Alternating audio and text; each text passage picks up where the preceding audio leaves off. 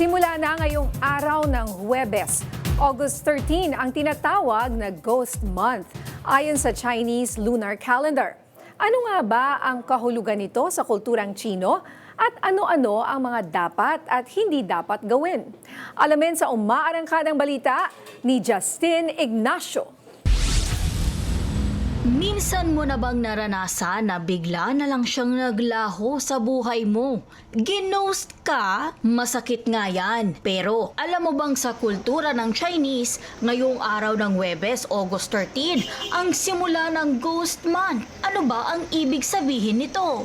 Ghost Month ay isang belief, tradisyon ng mga Chinese, ng mga Taoism, ng mga Buddhist. Ibig sabihin po niyan, lahat ng mga hungry ghosts ay nakabukas na ang pintuan ng impyerno. Sila po ay nakalabas na sa realm natin. Ayon sa Feng Shui Master at astrologer na si Master Hans, pumasok ang Ghost Month sa taong 2026 ngayong araw ng Huwebes, August 13 at magtatapos ito sa September 11. Hindi naman daw dapat katakutan ang Ghost Month, sabi ng Feng Shui Master. Ayon sa kanya, mas dapat pa nga itong alalahanin, gunitain at alalayan ang mga yumaong mahal sa buhay para hindi sila maging hungry ghost. Sila po yung mga espiritong kaluluwang ligaw. Hindi pa nakapunta ng heaven. During nabubuhay sila, napakasalbahe nila. During nabubuhay sila, ang dami lang mga taong pinahirapan. Namatay sila sa sudden bigla ang aksidente, na murder, napatay sila.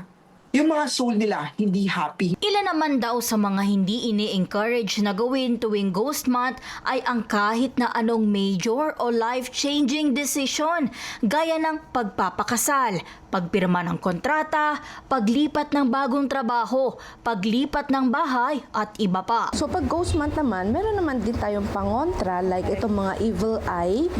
Meron tayong bracelet, meron tayong amulet. Ang amulet is yung parang anting-anting. Meron din tayong tinatawag na mga panabit sa bahay, sa office, tindahan.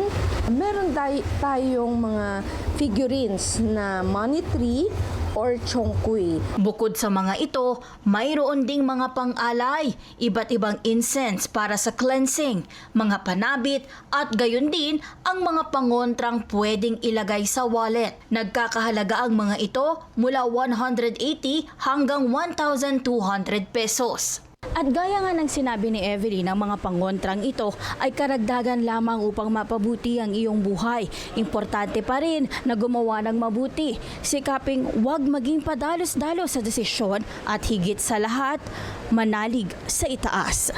Ako, si Justin Ignacio, ng PRTV News, nagseserbisyo para sa Pilipino.